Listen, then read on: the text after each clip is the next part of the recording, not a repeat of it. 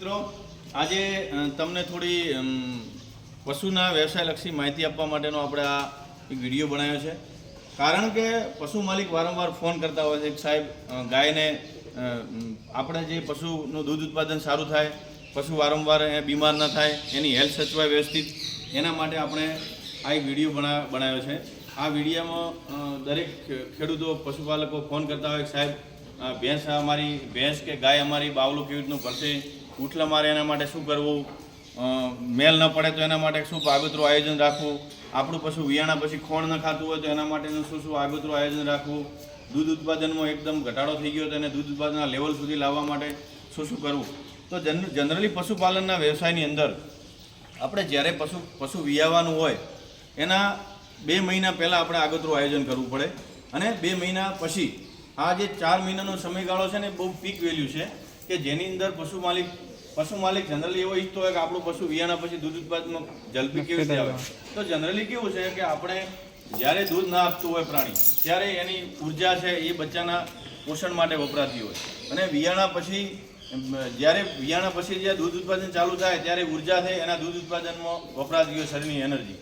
તો આ સમય દરમિયાન ઘણીવાર નેગેટિવ એનર્જી આવો પ્રોબ્લેમ રહેતો હોય, ઘણી વખત પોષક તત્વોના ઉણપના કારણે પ્રાણી બીમાર થતું હોય, ઓચિતા ખોરાકના ફેરફાર કે આપણે જ્યારે વિયાણા પહેલાં ભેંસને ગાયને ખોણ આપતા ન હોઈએ અને પછી અચાનક ખોણ ચાલુ કરવા એટલે ઓજરી જે રૂમેન કહેવાય, જે ઓજરી છે એનું ચેમ્બર છે એ ડિસ્ટર્બ થાય અને એમાં માઇક્રોફ્લોરા ડિસ્ટર્બ થવાના કારણે કરી અને દૂધ ઉત્પાદન અને એના હેલ્થ ઉપર મોટી અસર પડતી હોય છે.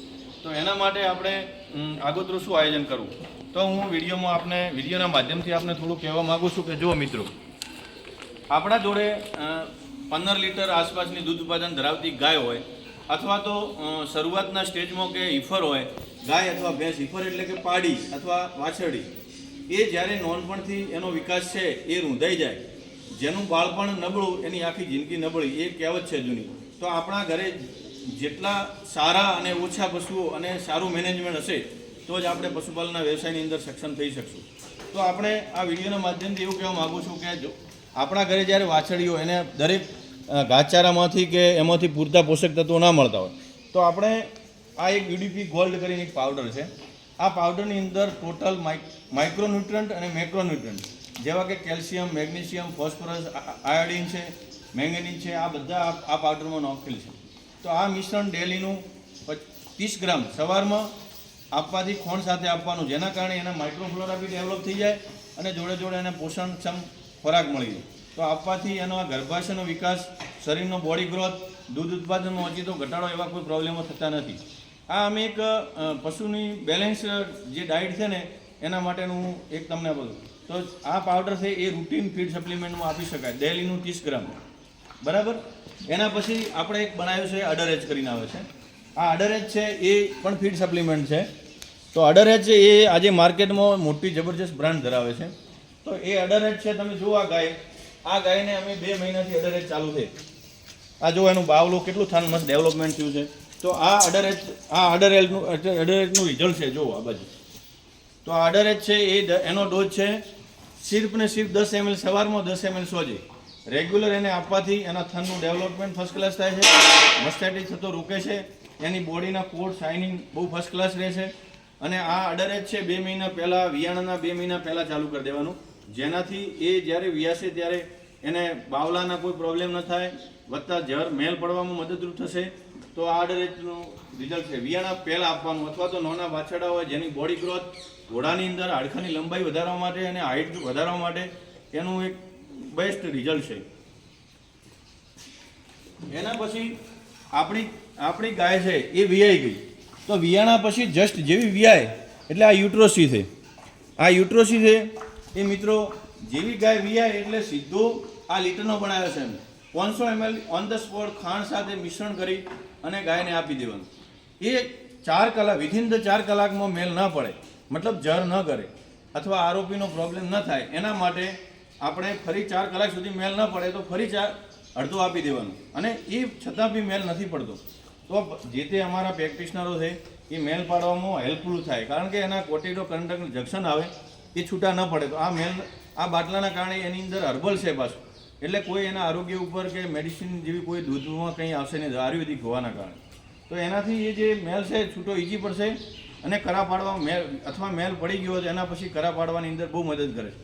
જો મેલ પાડવા માટે એનો અડધો ડોઝ 4 કલાક પછી રિપીટ કરવાનો છે અને મેલ પડી ગયો એના કરા ભરવા માટેનો 100 ml નો ડોઝ છે. ખાલી દરરોજ 100 ml આપવાનું, બરાબર.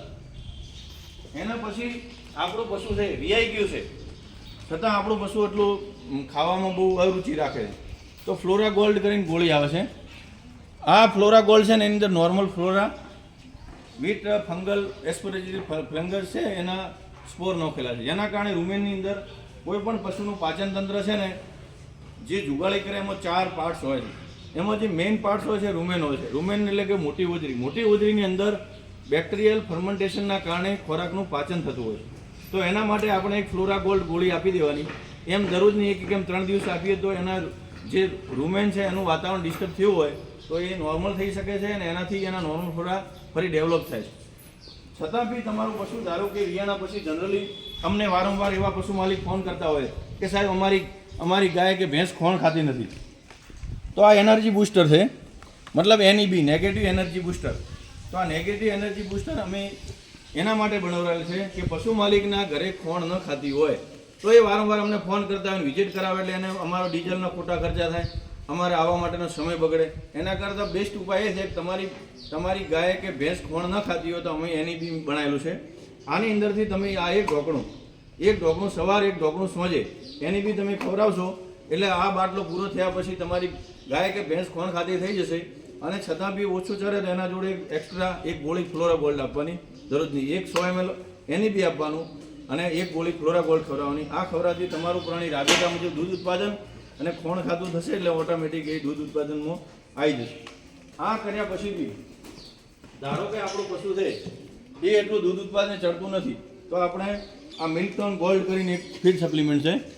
તો આની અંદર દૂધના ગેલેક્ટો મતલબ કે દૂધ વધારવા માટે જે જીવંતી છે, શતાવરી છે, વિટામિન D3 છે, કેલ્શિયમ લેવલ વધારવા માટે વત્તા કેલ્શિયમ, ફોસ્ફરસ આ બધું આની અંદર ઉમેરેલ છે. તો જેના કારણે શું થશે કે પશુપાલન છે એ પશુપાલકને મોટાભાગે આ દૂધ ઉત્પાદનમાં જો પીક વેલ્યુ સુધી ના આવે તો ઘણા પશુપાલકો ફોન કરતા કે સાહેબ શું ખવડાવીએ, તો એ આડેધડ બધા જે તે માર્કેટમાં મળતા ફીડ સપ્લિમેન્ટ ચારતા હોય. એના કારણે મને ફોન કરે હું આ કહું, બીજો કરે એમ કરતાં એનું દૂધ ઉત્પાદન તો થતું જાય પણ દૂધ ઉત્પાદન કરતાં પશુની અંદર વધારે પડતું આર્થિક નુકસાન થતું હોય મેડિસિનના કારણે.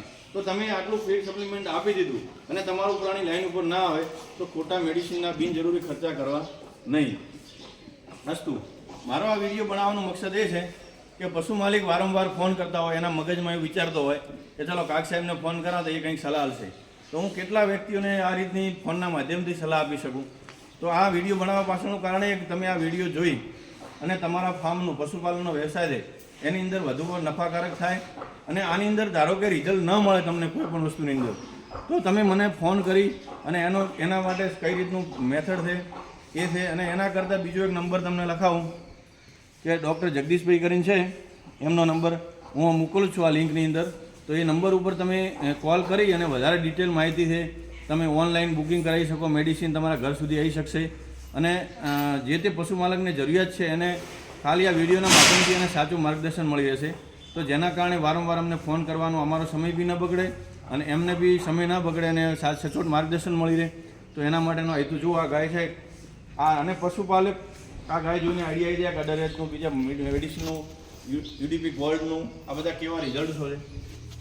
તો અસ્તુ ધન્યવાદ. અને આ વિડીયો છે વધારેમાં વધારે લાઇક, શેર અને સબસ્ક્રાઈબ કરજો જેના કારણે જરૂરિયાતમંદ પશુપાલકને આની સાચી માહિતી મળી રહે.